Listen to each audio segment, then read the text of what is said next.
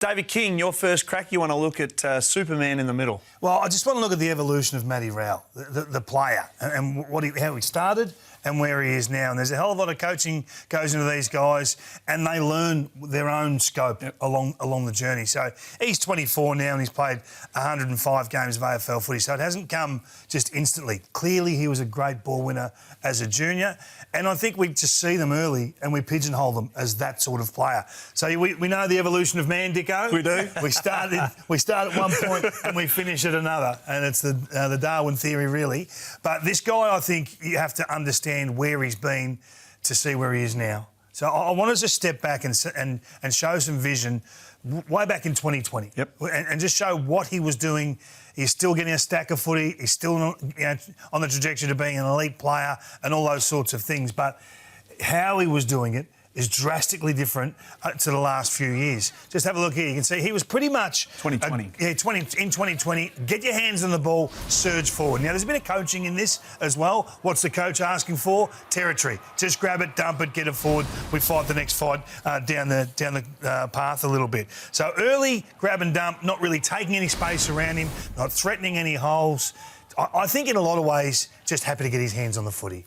And then the hands up come. OK, going to get the hands up and try and dish. Now, that brings a trauma of its own and it makes it a little bit tough. Never comfortable in space. You see there, if he's had that same space today, he's breaking out and going wide. And you can just see everything's done in a hurry. Then he evolved into taking from inside to out, threatening a hole, putting his teammates, drawing a crowd, putting his teammates in good space. That sort of play here was what we've probably seen for the last, I reckon, 18 months. Here, this sort of stuff. Drawing a crowd, really strong with the footy. Then he started to get a little bit on the move. Look at this here. Bang, happy to take a little bit of trauma, draw the crowd in, get the hands out. And then we see him starting to move. And I reckon this is what Sean Grigg's done with him. There's no point you winning a clearance standing still. We want you on the move. You're as clean, and then you can really be damaging. And if there's someone in the way, don't accept, they've got you covered. And now we see him bursting through, taking running bounces. I mean, I look at the running bounces. Over the last 4 years, he's gone from 1 for the season, 4 from the season, to 5. He's had 8 already this year. And when he has a bounce, they cut you to ribbons because he's now capable of plays like this, where he's confident enough to not consider himself defeated or tackled at any point. He's playing super strong, and we know he's a quality ball user. On left hand, look at this drive. 1, 2, 3, 4, and then out. So I think we have to appreciate where they start to where they get to. So there's so much coaching can go in, so much intel, and then you've just got the absolute talent taking control of their ceiling and not being comfortable. So what does that look like in terms of damage and impact on game? So I think contested footy, there's only a certain amount of contested footy available, so that you don't see drastic changes in those numbers. Can't do much more than that. Can't do much more. For a year. Clearances have gone up sort of 20% year on year. And not really a major concern. I'll score involvements. I'll get to that in a sec. So the uncontested possession is where you get the jumps and where you get the leaps. And that's pretty simple. Getting the game played on the outside is where all the damage comes from. Score involvements up 20% year on year. Damage up. Look at that. He's now at 16.9, which is unbelievable. And you can see the rankings across the code. 173rd, 72nd, 25th, 14th. He's trending towards a Patrick Dangerfield type existence in the competition. His ceiling is so high, but his floor is also so high. He doesn't put in bad performances. A bad performance for him is still a pretty good performance for most players. So he's on an elite trajectory, and it's been hard work to get to this point. And as I said, a lot of coaching, but where he goes to is so exciting. And those numbers are why I think he's a genuine chance to win the Brownlow this year, King. I think you coined him the Rowlow earlier in the year. But if you have a look, his first 85 games of footy, he only had 29 touches or more 10 times in his career. He's done it already 9 times this year, Dicko. And a little fun fact, in those 10 games he did in the previous 85, he was best on ground in 9 of the 10. So he catches the umpire's eye. So this year he's done it 9 times already with 3 games to go. He might poll a lot of 3 voters on Brownlow night. You did point this out mid-year. You did say the evolution and he's breaking out. I would love to see how many times he's hit forwards up inside 50 because that's another extension of his game. You can see score involvements like that. That can come with clearance game as well. But I think his ability to hit the targets inside 50 has been huge for Gold Coast this year. Yeah, and we don't often see players change so drastically. I know we're talking about him as a specimen, but you very rarely see those grab and dump players become breakaway mids. they can evolve to a point, but he's just burst through all barriers. So I think you're right. I think he gets an opportunity to win a Brownlow this year. Maybe the red hair works for you. Who knows? Maybe. He got 25 votes last year. Yeah. So he's had a better year this year than last, and they're going to win more games than last. And Nick Dacos, well, he led by 6 at round 21 2 years ago. He polled 38 last year, a record, and still got beaten by another record with 45. And he might, Nick, get beaten in round 25 this year. A round that should never have happened by our man Rowell. It's a big chance to be happening. And I'll tell you what, Diggo, the game against the Giants, it's massive because really this hasn't been a rivalry between the two expansion clubs because the Giants have beaten them 14 of the last 15 times. The Gold Coast are not going to get a better chance to beat them, are they, Kingy, this week? With the injuries to GWS, no Stringer, no Hogan, Kelly, Buckley, Brent Daniels, at home, the footy they're playing, this just has to be a must-win for the Gold Coast Suns. It does, and just an extension to your Rowell also, the shape that he brings to that midfield now in terms of his predictability. We know he's going to get out so they can spread, and it's obviously post-clearance dominance. Joey, your first crack. Don't doubt the Lions. Yeah, the other team up north, I think for me, it's right Brisbane off at your own peril. I still think this is a team that can flex when they need to, and they now have a proven track record.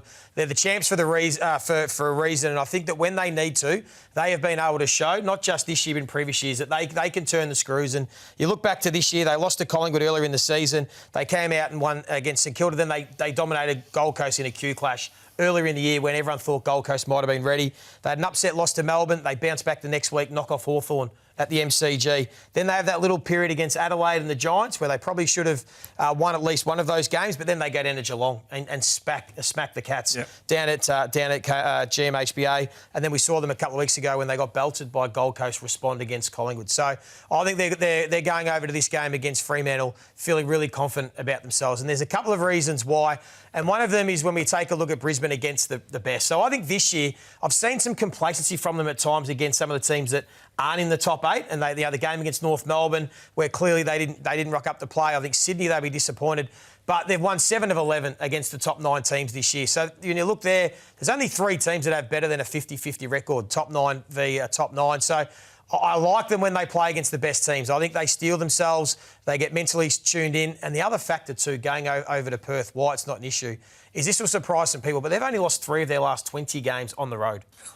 They've only lost 3 of their last 20. So from midway through 2024 to this season, they have travelled to everywhere around the country and beaten the pants off most teams. So I think they relish travelling away. I think they relish going and being not the underdog, but in some ways a team that is not expected to win. And I think they're going to bounce back. But to be fair, there were some concerns against the Sydney Swans last week. But I want to take a look at where a couple of the issues lie and why I think it's not too big of an issue. Because in this game against Sydney, they had plus 19 clearance and plus 13 inside these. Bruce Revell's playing the spare there. Now, it doesn't quite show, but he was hesitant to come forward and spoil that ball. If that's Ryan Lester, he kills that. And then you've got Tom Duday. Now, he's coming out playing his first game in 2 years. Great story, but it's probably not the matchup on Chad Warner. If that's Brandon Starcevic, that's not happening. Then you see again in this situation here, they're playing their team defence, the way they want to guard inside 50. Duday just got caught frozen. Caught ball watching, conceded another goal. And then the chemistry of not having your best back 6 together was just out of whack. You can see Harris Andrews, whoa, hey, I've got the lanes covered. You need to stay deep. Conceded another goal. So I think with Leicester coming back, and Starcevic is a question mark, but if he plays, I think some of those issues are repairable. And the other facet of their game, which I think was a mental thing, was their tackle efficiency. So it was one of their worst tackle efficiency performances in 8 years. It was one of their top 5 or 6 worst, the second worst this season. And same with their ability to concede a score going inside their defensive 50. It was their worst for the season and one of their worst in 8 years, at top 7 under Chris Fagan. So I think those things they can correct this week. And I still see them as a big danger coming in September. It's underestimated in terms of the tackles, isn't it? When they break tackles, you open a line-up, you get the overlap run, and Hodgson just cut you to ribbons, and Sydney did that. Everyone showed the Sydney vision, which was great, their counter-attack from half-back, but a lot of the time was Brisbane just off, just missed a tackle, didn't quite stick it. I think they can fix those things. Their front-half game still should be in good shape. You'd think that Fremantle will be looking to run the ball at them, though. That's the one. That was a game would challenge them like the Swans did last week. Hit 1 or 2, attack corridor, and then you've got to defeat Harris Andrews. That's exactly right. Yep. What you showed against Collingwood, and if you play slow and down the line, Harris Andrews comes into his own. If you can challenge them and handball through, we've seen the way that they like to front and press, you can get a lot of goals out the back, which we've seen Harris Andrews concede a few. Do you think it's motivation for Brisbane? Or not? I do. The last 3 weeks they've been off. Yeah, I do. I think even in some of their losses earlier in the year, they put the foot down. So they hit the lead against the Giants, and in particular one game, and then they take the foot off the gas a little bit. So I think for me, it's just a little bit of a motivation to really steel themselves for the big games. They've definitely got gears. They're one of the best teams in the competition to put gears away.